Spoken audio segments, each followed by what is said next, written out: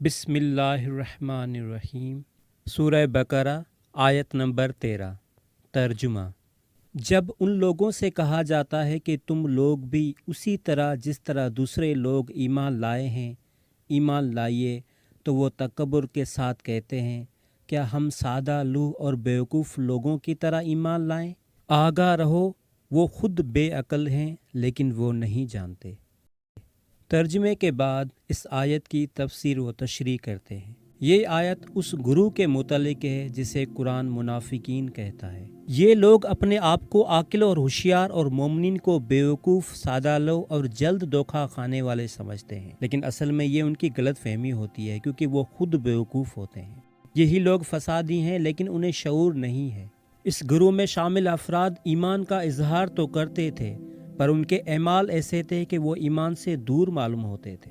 بعض مسلمان ان لوگوں کو کہتے تھے کہ تم صدق دل سے ایمان لاؤ جیسے اور سچے مسلمان ایمان لائے ہیں، یعنی ایمان کے ساتھ عمل بھی کرو۔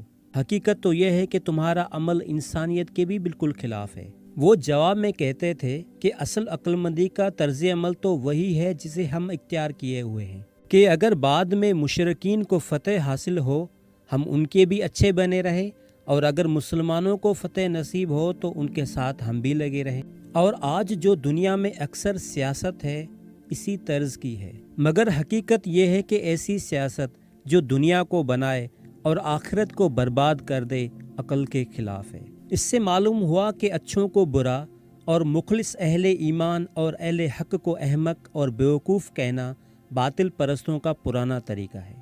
یہ اپنی منافقت کو مصلحت کا نام دیتے ہیں۔ نفاق در حقیقت ایک قسم کی بیماری ہے، کیونکہ صحیح سالم انسان کا صرف ایک چہرہ ہوتا ہے، اس کے جسم و روح میں ہم آہنگی ہوتی ہے۔ اگر کوئی مومن ہے تو اس کا پورا وجود ایمان کی صدا بلند کرتا ہے، لیکن جو لوگ اس بیماری میں مبتلا ہو جاتے ہیں ان کی شخصیت میں ایک طرح کا تضاد ہوتا ہے، ان کے اندر ہم آہنگی نہیں ہوتی۔ جب ساری کائنات میں ایک طرح کا بیلنس نظر آتا ہے تو انسان کے اندر بھی کوئی تضاد نہیں ہونا چاہیے، کیونکہ وہ فطرت اور نیچر کے خلاف ہوتا ہے۔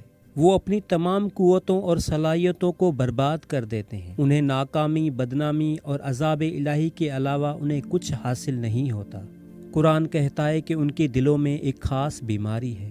ہر معاشرے میں منافقین کی پہچان ضروری ہے۔ اس میں شک و شبہ نہیں ہے کہ نفاق اور منافق زمانے پیغمبر سے مخصوص نہ تھے، بلکہ ہر معاشرے میں اس گروہ کا وجود ہوتا ہے۔ البتہ ضروری ہے کہ قرآن کے دیے ہوئے معیار پر ان کی پہچان کی جائے تاکہ وہ کوئی نقصان یا خطرہ پیدا نہ کر سکے۔ زیر مطالعہ آیت کے علاوہ سورہ منافقون اور روایت اسلامی میں ان کی مختلف نشانیاں بیان ہوئی ہیں۔ زیادہ شور شرابے اور بڑے بڑے دعوے کرنا، باتیں زیادہ کرنا لیکن عمل کم کرنا، قول اور فعل میں تضاد ہونا، ہر جگہ کے رنگ کو اپنا لینا، ہر گروہ کے ساتھ ان کے ذوق کے مطابق گفتگو کرنا، عوام سے اپنے آپ کو الگ رکھنا، خفیہ انجمنیں قائم کرنا، پوشیدہ منصوبے بنانا، دھوکہ، فریب، جھوٹ، چاپلوسی اور خیانت کی راہ چلنا، اپنے آپ کو بہت بڑا سمجھدار سمجھنا اور دوسروں کو ناسمجھ، بیوقوف اور نادان قرار دینا۔ اور منافقین کی علامت یہ ہے کہ وہ مومنین کو معاشرے کا ادنا طبقہ سمجھتے ہیں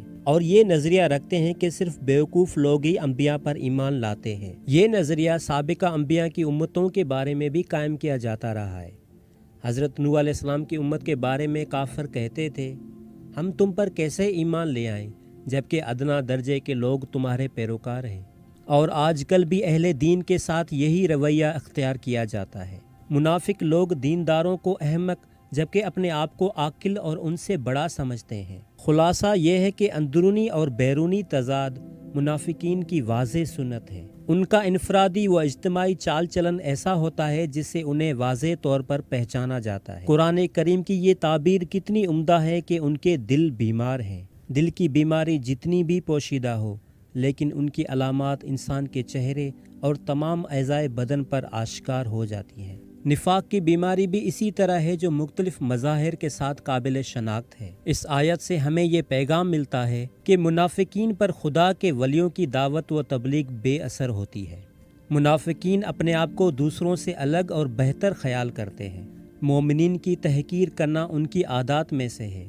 ایمان قبول کرنا اور خدا کے سامنے تسلیم ہونا منافقین کی نظر میں بیوقوفی اور بے عقلی ہے۔ مسلمانوں کو ہوشیار رہنا چاہیے تاکہ ان کے دھوکے میں نہ آئیں۔ منافق کا تکبر اور غرور توڑنا چاہیے اور اس کا مقابلہ کیا جانا چاہیے۔ منافقین کا جھوٹا چہرہ اسلامی معاشرے میں بے نقاب کرنا چاہیے۔